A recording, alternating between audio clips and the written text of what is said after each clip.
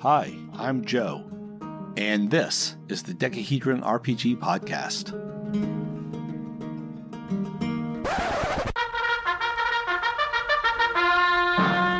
Mail call from the United States of America. Hi, everyone. This is Joe. Today, I'm joined by a very special guest. My guest today is Evil Jeff from the Minions Musings podcast. Hi, Evil Jeff. Good evening.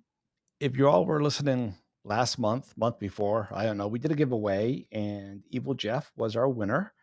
And when I did the giveaway for this month, I was like, wouldn't it be neat if the winner from last time would be the guest on the next time? Now, don't let that stop you from joining a giveaway if you want to enter. I won't make you do it. I noticed that everyone who sends in feedback, the vast majority, the regular feedbackers, are also podcasters. So I'm thinking that non-podcasters are nervous about being feedbackers, and they'd be even more nervous if it's, now you have to guest host. Yeah. So, yeah, I won't make that happen. Dan, do you know that you were the first feedback I ever sent to a podcast? Mm-hmm. I remember that. I was really appreciative of that. All right. Anyway, our giveaway this month was about hard sci-fi. And I was saying, let me know what your favorite hard sci-fi property is, and optionally, how you would use it in a game. We got 5 entries in, bonus 6 if we count yours, Evil Jeff. Right. We'll play that one at the end. Okay. And I'm just going to play these in alphabetical order of who sent them in. And the first one is Chicago Wiz, also known as Michael, but I haven't written down Chicago, so he comes first alphabetically. And let's listen to Michael. Hi, Joe. It's Michael, Chicago Wiz of the Dungeon Master's Handbook. And I don't know if I've called into your episode before or if it's just been a very, very long time. I apologize for that. I heard about your hard sci-fi contest on Jason's call-in episode from a few days ago. And I was intrigued, so I'm gonna have to go look up your episode on that. I love hard sci-fi. Not that I don't enjoy the technobabble sci-fi. Any sufficient technology that's advanced is going to be considered magic. So, I like that aspect, but I do like it when a book is grounded in some sort of real hard sci-fi. You feel it, and for me, I can imagine it, and I can go look it up. I can, spend the afternoon down the rabbit hole. So, my favorite hard sci-fi novel was released in 1997 by a University of Washington professor named John Kramer. And the name of the book is Einstein's Bridge. Now, probably just from the title alone, you can tell what's going to happen. It is, yes, little spoiler. Uh, there is an aspect of some time travel, but not what you expect. And it's grounded in, at least that this was written, some speculation of hard sci-fi. It also, I think, does a very interesting job at a topic that is covered today by a number of genre of movies, to the point where it's getting almost annoying. But John Kramer does very well with this. He has also written another book called Twister, which I found interesting. It too is based on hard sci-fi. It too is kind of a lot of fun to read. But out of the two, I more enjoy and will pick up Einstein's Bridge more. Although at this point, I've read it so much, it's kind of like reliving a topic or reliving a TV show. You know all the beats, you know what's going to happen next. This is more of just walking down a comfortable trail. Great episode, and now I look forward to listening to your episode with other call-ins, because if there's one thing I adore, it is book references. Can never have too many books. So, Joe, take care, be well, and All right. So Chicago Wiz's entry was called it was called Einstein's Bridge. I have never heard about this. How about you, Evil Jeff? No, I had to go look it up, and I wasn't. It seemed familiar, and I think I may have heard of the plot before, or something about it. But yeah, that was new to me. Yeah, it was new to me as well, and I actually haven't looked it up yet, but I'm going to. And he says it involves time travel, which could be interesting. I'm not sure we have ruled out time travel yet, so I'll still allow it under hard sci-fi. Well, and I wanted to go back and make sure I truly understood what when somebody says hard sci-fi, what does that really mean? And because I had my definitions, but I was like, you know what, take a quick tour de force of the internet. And what is hard sci-fi? And really, the biggest things is that the science has to be proven or theoretically possible, and making sure that the science is integral to the plot. If you take out the science, there is no plot.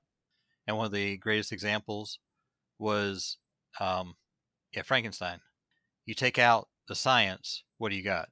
Time travel, while it involves some of that, maybe the fact that he's talking about the physics back behind it, and these are things that Einstein proposed back then. Well, we haven't disproved them, but recent things in the last 2 or 3 years have shown that some of the things that Einstein had talked about and theorized are coming possible. Yeah, actually, I just saw a story about that in my news feed today about, yeah, again, there was another experiment proving Einstein in the face of quantum even. So, yeah, that was Hmm. interesting. Yeah, as for what hard sci-fi is, I have an episode coming up with Jason about this topic. And yeah, it's one of those means different things to different people, I'm sure. And when we get to my pick of a book, I'm sure there will people say that's not hard sci-fi, but I'm going to try to justify it here. I'll let you be the judge. Okay. Thanks for that call, Chicago Wiz. Oh, and everyone, Chicago Wiz is the host of a podcast called the Dungeon Master's Handbook. It's another one I'm subscribed to. Give it a listen. Our next call is the infamous James. Oh no. James is a sometimes guest host on this show. Actually, I think he's been guest host more than anyone else. I don't think I know. But his was written, so his entry will be read by the computer voice. Take it away, computer voice. I, Robot by Isaac Asimov. There's another old book. I think it was called Lightspeed or something like that. I looked, but I can't find it on the web. So I was expecting a lot of people to say iRobot. Mm-hmm. Yeah. I've never actually read the robot books. When I was younger, I was a fan of fantasy novels, but science fiction I preferred in short stories. So a lot of the classics I just haven't read. And as for the other one he mentions, Lightspeed, I tried doing a Google search. I wasn't able to come up with anything at all. There was a magazine with that name, and that just chokes out any other results I try to find. So It is interesting that you say that you read more fantasy when you're younger, because it sounds like you and I are twins split apart somehow at points, born years apart. But yeah, I read a lot more fantasy and everything growing up. But I wasn't uh, one to sit there and say, yeah, I was only going to read the short story version of science fiction, because, well, I've got chock full, mounds of science fiction sitting back behind me in the closet. So, yeah, but yeah, the robot series. Um, I think when my father, said, yeah, I asked him for something to read, he went through a couple things, and, because I know the first thing was going to be The Hobbit. That was the first thing he threw at me. But I think the first science fiction stuff he threw at me was Asimov's um, robot series, and then Foundation. so we're going a little off topic now, but The Hobbit is actually the first fantasy thing I've ever read ever in my life. And I remember it because it was in my third grade reading book, not the whole book, just the chapter Riddles in the Dark. I jumped ahead to read that story, and it just left a huge impression on me. Sound like you had a pretty interesting school book there. That was there. And right about the same time, we had some Greek mythology, classic mythology was in there. Mm-hmm. And there was a science fiction-y type story called The Celestial Omnibus. Yeah, these were all in my reading book, and that kind of set the stage for my life. All right. So thank you, James, for that call. And I need to apologize to you, Evil Jeff, because I think I'm talking over you sometimes. That's And I fine. have this new audio setup and I have this delay and I can't hear when you're talking if it's echoing what I'm saying. I'll just try to be cognizant of, catching you at a pause. I'll try to be more pausey. All right. Our next call is going to be Jason. Okay, this is Jason, and I'm going to try to give you a contest entry here. So the winner is going to be Heinlein's Starship Troopers, and that may not count because it's got both both faster than light travel and aliens. But if that counts, that would be my top one. Because not only do we have power armor and great combat sequences, but we also have some thought-provoking things with politics and other things, philosophy. So I really like Starship Troopers and what it does. But if that doesn't count as hard sci-fi, then I'll throw in a couple other options. Again, a faster and light one would be The Forever War with Joe Hadelman. So if that one counts, actually, now that I think about it, that gives us the same problems, doesn't it? So let's go with Cyberpunk. Why don't we go Hardwired by Walter John Williams? I don't know if you've read Hardwired. I don't know if you read cyberpunk kind of stuff or not. But yeah, if Faster and Light Travel is a disqualifier, then I'll go with Hardwired by Williams. So those are my entries, and I hope we have some other great entries. I look forward to hearing them all. And to you, sir, I say good day. Thank you for that, Jason. Jason is the host of the Nerds RPG Variety Cast. Give that a listen. All right. His first thing was Starship Troopers by Heinlein. I have read this. I have seen the movie that has the same name, but I don't think it's the same story at all. Not really, no. Yeah, I kind of agree with Jason there. That doesn't really classify as hard sci-fi. I mean, you might think of it that way, but Heinlein did do other science fiction writing that was definitely more hard sci-fi, but not that particular story. So while I said I read more fantasy than sci-fi as a kid, I was subscribed to Omni magazine. I don't know if you've ever heard of Omni. Mm-hmm. They used to run, short stories. And like I said, that's how I liked my science fiction. But one of the short stories they ran was actually an excerpt from a Heinlein book called Number of the Beast. And I talked my uncle into buying that for me. And that was the first actual sci-fi book I ever read front to back was Heinlein's Number of the Beast. I would not call that hard sci-fi either. There's a book out there, and I'll go ahead and throw this out there for people who want to talk about hard sci-fi and get more into it. There was an anthology done in 94. So not some of the newer stuff, but starting 94, Hartwell and Kramer was the editing team. The book is called The Ascent of Wonder, The Evolution of Hard SF. It's got a lot of great stories in there, people that we're talking about, you would think about, and people that you wouldn't think about it being a hard sci-fi story. But Highlands has a story in there called It's Great to Be Back from 1947. Hmm. They collected in this book Edgar Allan Poe's A Descent into the Maelstrom and Rudyard Kipling's With the Night Mail. Those are two things I'm going to have to check out. I actually saw that when I saw that book. I said, you know what? Let me go order it. Oh, look, I can find a hardback book. It's 1,000 pages right at it. And I got it coming. It's like, I bought it used copy. It's like $7. Nice. Yeah. So the other two he mentioned, Forever Wars, I've never heard of that. It wasn't familiar. And then he said, well, he gave a specific example, Hardwired, which Yes. I've never heard of. I have when all of the cyberpunk was the rage in school, everybody was reading it and so forth. I wasn't into science fiction as much at that point. I was really reading a lot more fantasy and doing things like that. I would read science fiction, but it wasn't that. But I'll agree. I think cyberpunk is a subset or a it is hard science fiction. It's just a specific type of the hard science fiction. Not all cyberpunk novels, I think, fall into hard sci-fi, but the fact that you're talking technology that we are experimenting with right now. There was a gentleman that lost his sight some time ago, and I guess it was 3 or 4 years ago. I saw the article where they had just finally hooked up a neural implant into him with a camera, and he was starting to actually get visual pictures he had seen before, and now he was starting to see things again. So, yeah, That's pretty wild. it's coming. So cyberpunk was a genre I've never gotten into. When it was first coming out and everything, I don't know. I guess I was still into fantasy. Movie wise, Johnny Mnemonic came out, and someone told me that that's what cyberpunk was. So I was like, no, not my thing.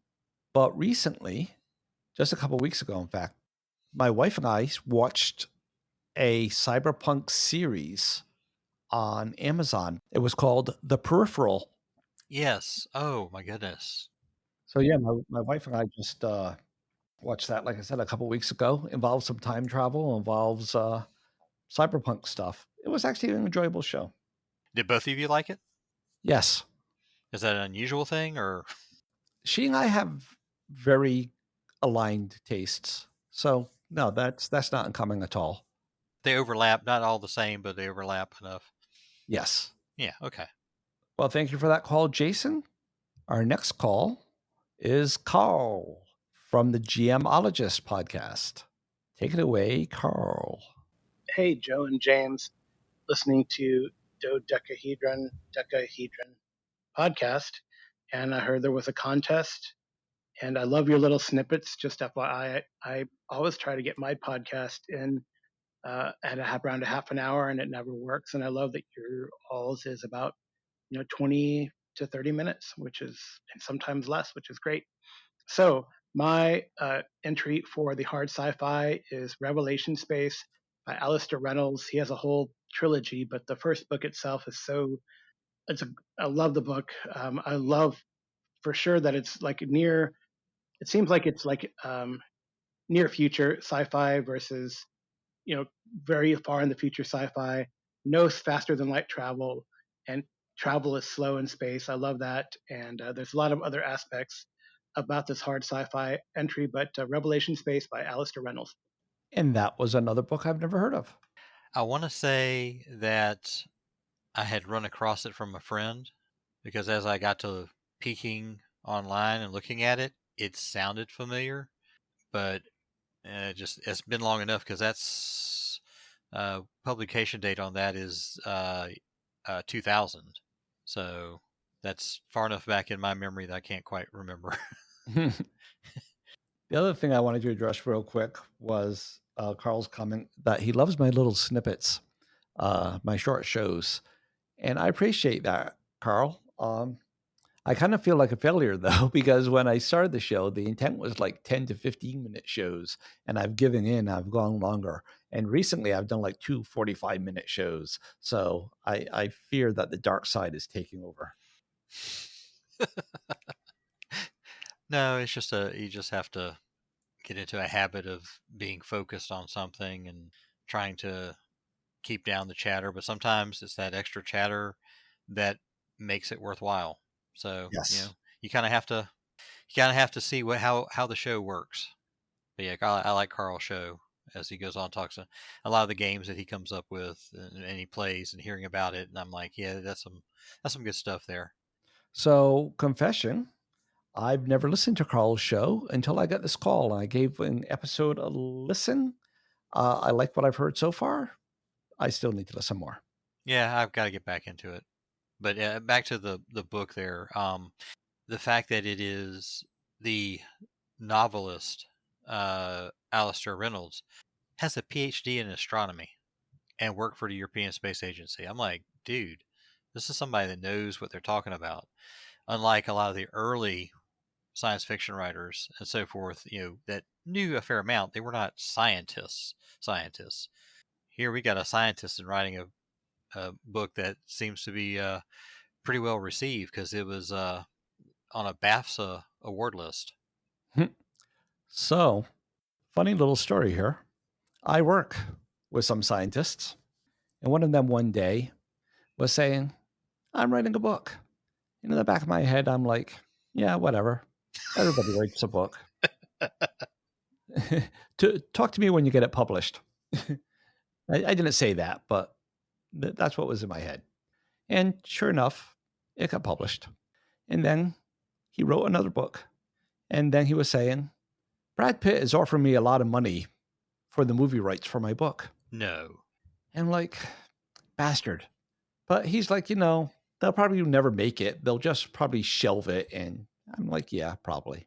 And then the movie's coming out next year. It's starring Robert Pattinson. It's directed by the Korean director that won Best Picture last year. So, yeah, I'm a little envious. You don't have a book in you anywhere? I have a few, but I've never actually written them down because, like I said, everybody writes a book, but nobody gets them published. So why bother? Well, self-publishing. Self-publishing. Actually, that's my goal with a game, Lucky 7. I keep talking about that. But now we're getting off topic. Let's go to Rich, who is our last official entry, and then maybe we have one more unofficial non-entry. Rich is from the I Say Cockatrice, Other People Say Cockatrice Nuggets podcast. Hey, this is Rich. How's it going? I've been putting off recording this for a while because I'm trying to think of a sci-fi book that I've been really into, and like the closest thing to hard sci-fi I think I can come up with is 2001. Does that count? He predicted being able to call toll-free anywhere across the globe. The monolith's kind of crazy, but it seems plausible, right? I mean, once you get past 2010, though, the just gets weird. And then 3001 is worst bookending ever. How about The Expanse? Expanse count? See, there's aliens in that again, though. But again, aliens are plausible, right? In an infinite universe, there's infinite possibilities. Whatever. None of them count. I don't know. Thank you for that call, Rich. I think 2001 would count. What about you, Evil Jeff? Yes, it most definitely does. 2001 was based off of Arthur C. Clarke's short story, The Sentinel, which is definitely one of those that you would classify as hard science fiction.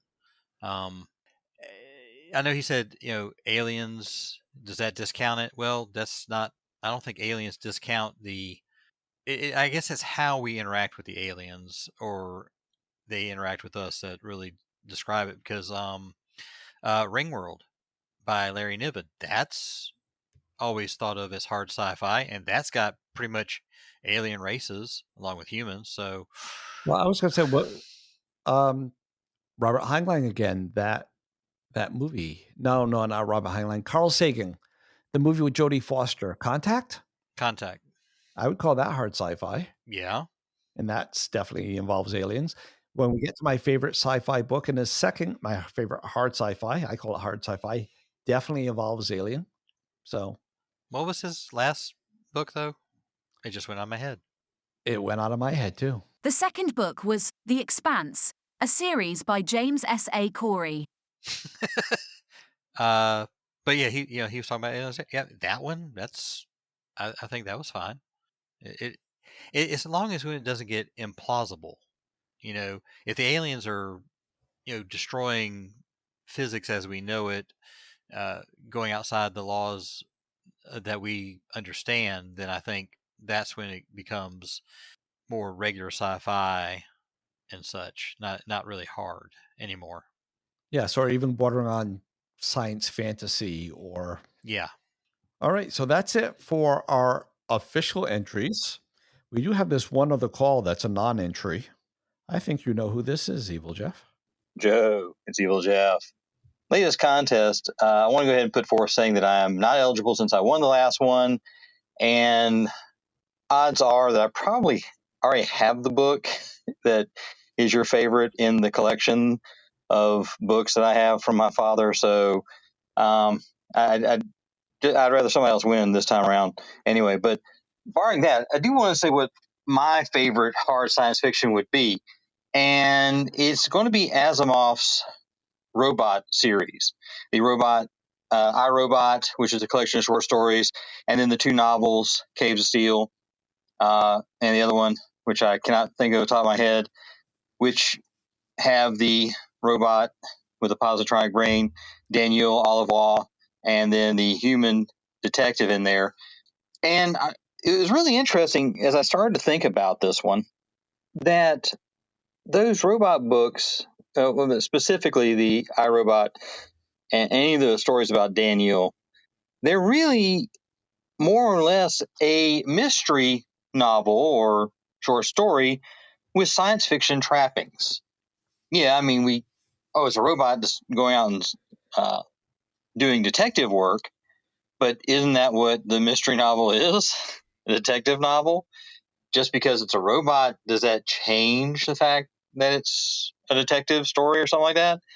It's kind of interesting to think about that. And I wonder how many other books out there that we read that we say are science fiction, but really they're another type of book, love story, war story, whatever, but with science fiction trappings.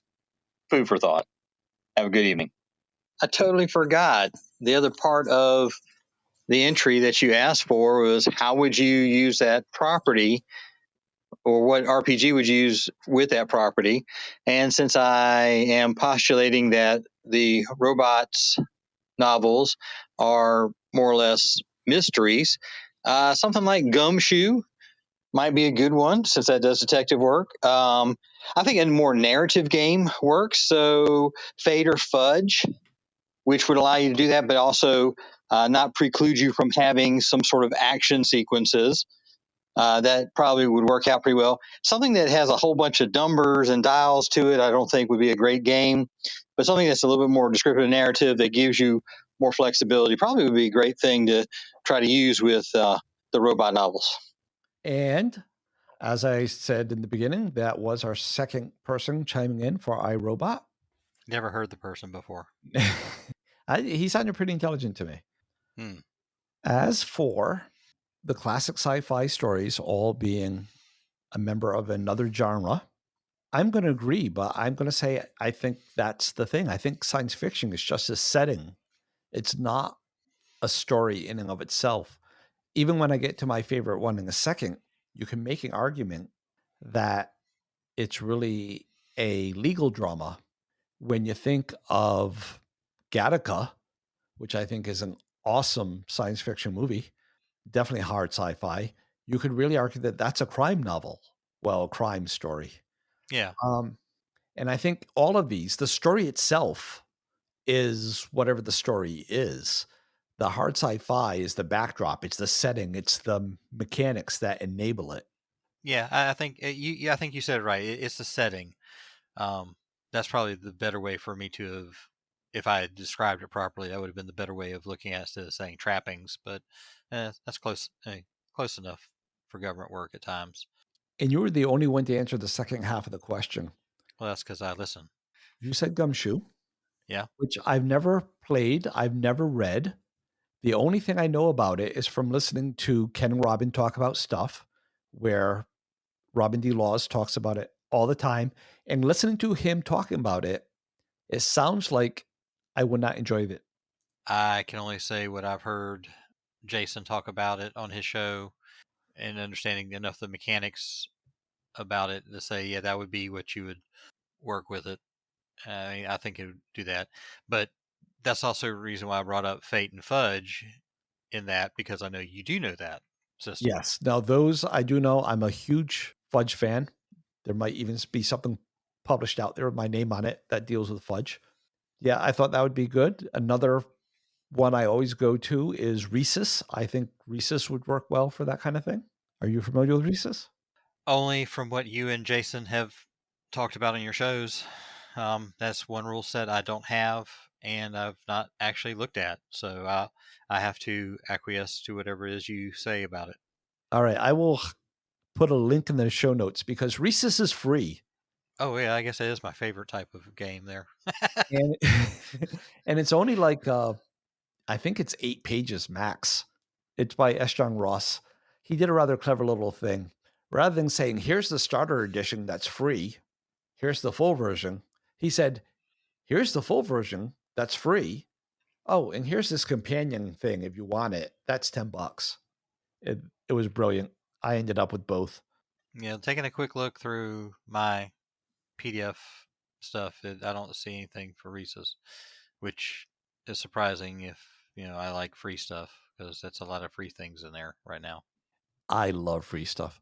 Yeah, so I will put a link for Reese's in the show notes.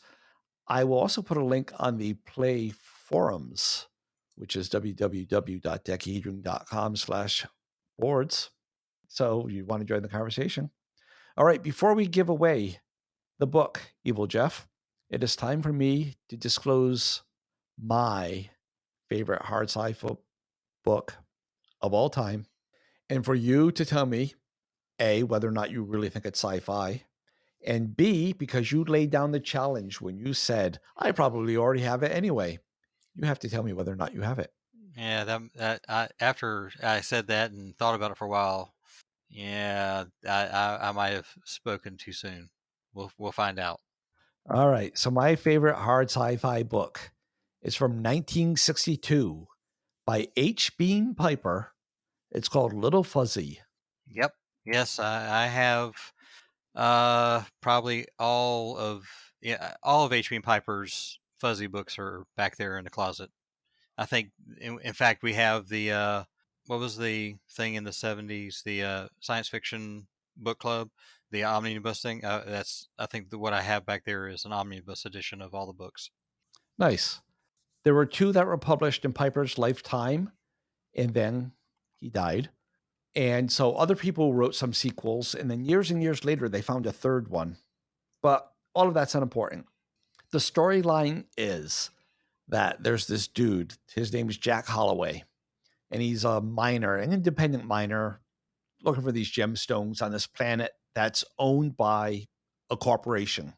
And along the way, he encounters this local animal, and he starts watching the way the animal behaves, and he thinks that maybe the animal is sentient.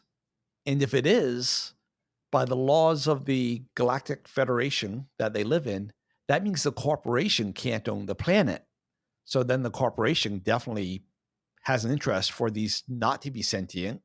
But the whole book is exploring the theme of what does it mean to be sentient life, and how do you define that, and how do you, if you come across another species, how do you determine whether or not they share that sentience, whether or not they're worthy is a wrong term, but I said it, I'm going with it, of basic, I'm quoting, human rights. And I don't know, just the way it explores all that, and you don't need technobabble for any of that, and he doesn't use any. There's only one mention about him not being sure how old he is when you correct for time dilation for travel. I think that's hard sci-fi. Well, I think that we're not going against any of the laws of physics. Technology is theoretically possible at that point. Here we're talking about something biological, so we got some science in there, but then we get into more of the psychology, which starts pulling away from real hard sci-fi in some ways. I'm going to say it sits on the edge. It really depends on how you look at it. So I can't commit one way or the other. I think it's right there, kind of straddling the fence, and how you look at it. Do you look at it from the left or you look at it from the right?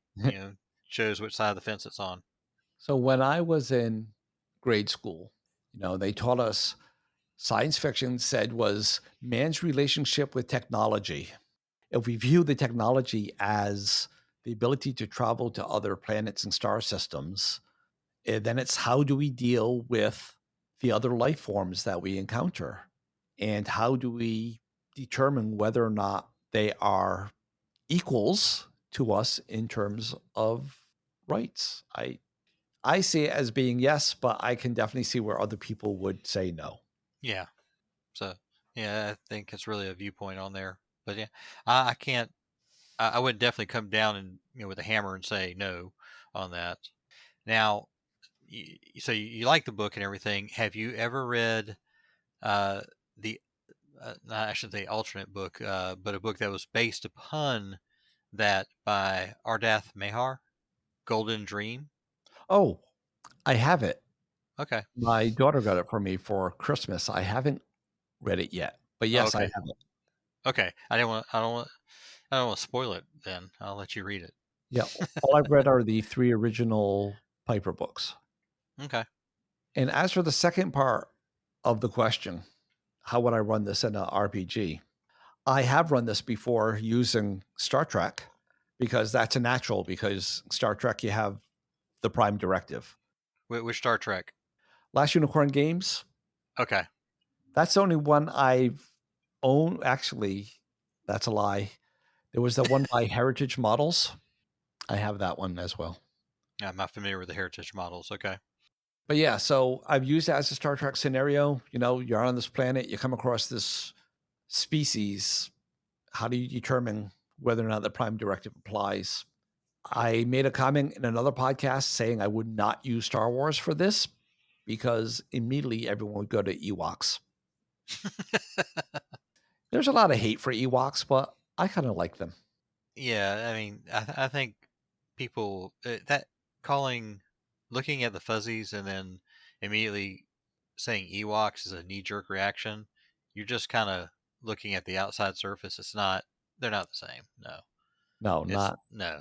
Mm-mm. not even a little. I thought the original Ewoks were more, a little bit more savage, weren't they? Yes. And they just kind of made them nicer for the movie, for the kids. Well, actually, originally, it was supposed to be on the Wookiee home planet, and that just got changed. Oh, okay. All right. Are we ready to do the giveaway? Sure. So we're going to do it just like we did the last one. We're going to roll a 1d10. We're both going to roll. And if our numbers don't match, we're going to roll again. But because I don't have a D5, I'm using a D10. A 1 or 6 will be Chicago Wiz. A 2 or 7 will be James. A 3 or 8 will be Jason. A 4 or 9 will be Carl. And a 5 or 10 will be Rich. And I am rolling now. All right. 6. 1. Hey, we got it first time round. Yeah. That is Chicago Wiz. Woohoo.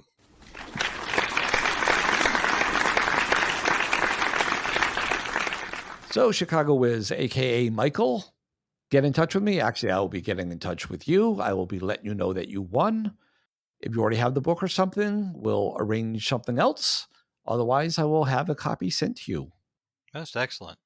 And Evil Jeff, thank you very much for joining me today. Sorry that my audio is messed up and I wasn't able to interact with you fully naturally.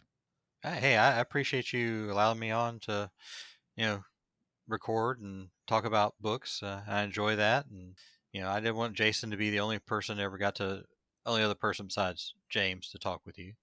But see, you realize it can only be people that have J in their name like that. Well, we've already had Heather and Keith. Sorry. Crap. And Keith, they're family. That doesn't count. All right. We are going to have you on the show again, though. We've already planned for an episode where you and Jason are going to talk to me about Bloodport Isle. Yep. We just have to schedule that. So you will be back, and hopefully my audio will be fixed by then. It will be, because otherwise I'm going to have to shoot myself. Yeah, that seems extreme. I'll just use a different mic. You might have to just wound yourself severely, instead of shooting yourself. Well, I bought this mic because my wife has said that she wants to do a podcast with me. So she's not into gaming, but the other passion that we both share, I can talk today, that we both share is adventure travel. So we're going to start a podcast and we're going to talk about our adventures on the Camino or in Alaska or in Hawaii or whale watching, whatever. we've done a ton of stuff. Or in our upcoming plans, like we're going to Antarctica next year, we hope. So, Dude, look at you. Oh, man. All right, so everybody remember, we're going to live vicariously through Joe and his wife here as they go out and talk about it. So, yeah, you go to that new podcast out there. I definitely will be listening to that because that sounds very interesting. Anyway, yeah, that's all I have. Thanks for listening. Please send feedback at decahedron.com. Say hi.chat/decahedron. Go to the Play forums. All the information's in the show notes. It's in the outro music that you are hearing now. Until next week, happy gaming, happy life. Bye. We hope you enjoyed this episode of the Decahedron RPG Cast. We'd love to hear from you. You can leave us a voice message by calling 562-774-2278. That's 562-RPG-CAST. Or by visiting sayhi.chat/decahedron. You can also email us at feedback@decahedron.com. Links are in the show notes. For more information, visit decahedron.com. Remember that Decahedron is spelled with a K. Music is by Kevin MacLeod. Logos by Design Cat. Thanks again for listening, and until next time, keep those dice rolling.